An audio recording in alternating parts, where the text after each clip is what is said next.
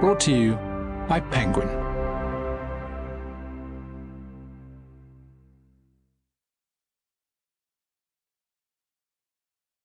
Judge Dredd, Year 3, by Michael Carroll, Matthew Smith, and Laurel Sills.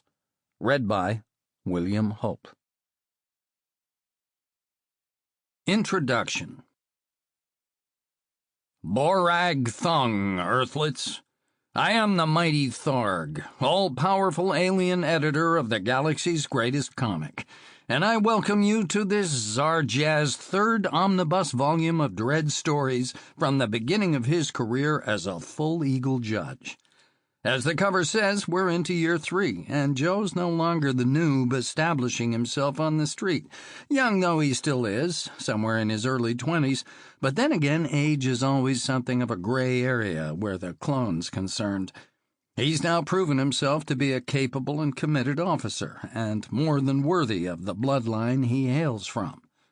Does this superior genetic stock give Dredd an advantage?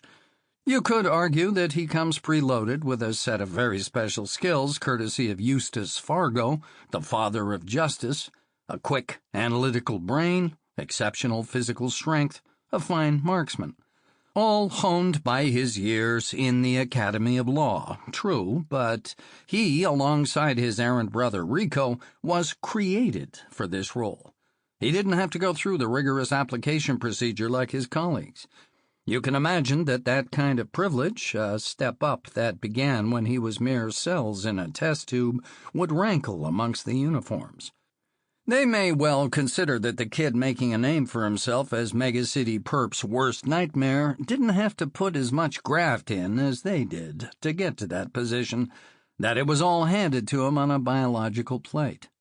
Dredd, of course, has no interest in such petty grievances, and his sole focus is on punishing criminality wherever he may find it. But antagonism tends to dog Joe, even at this early stage, as this trio of tales show.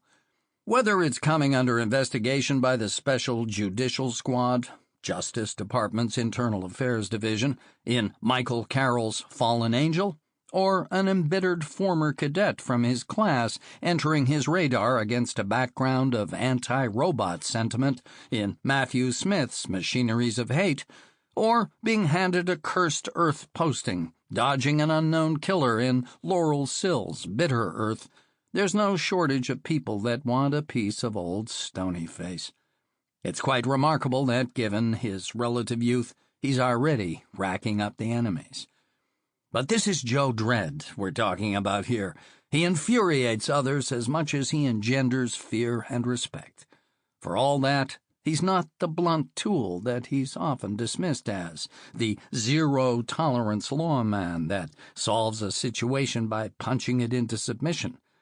He's also introspective, even-handed, and aware of his place in the ranks, and thus psychologically remains a fascinating character to explore, which prose gives its authors the room to do so. As with the previous 2 volumes, these stories offer the chance to get inside Dredd's head like never before, and from the perspective of looking back at his formative years. Enjoy, my squawks, enjoy. Splundig Verthrig, Tharg the Mighty. Fallen Angel, by Michael Carroll. Mega City 1, 2082 A.D. Prologue. By his own proud admission, Presley Butcher hadn't learned much in his 37 years, but he did know that it was every right-thinking citizen's duty to get in the way of the judges, an unwritten rule that everyone understood. You don't have to do anything actually criminal, of course. Only a spugwit ties their own shoelaces together, but slow them down when you can. It made sense in a kind of karma way, even though the concept of karma was another thing about which Presley Butcher didn't know much. You slow down a judge, even just by a second or two, then that might mean whoever the judge is chasing gets away.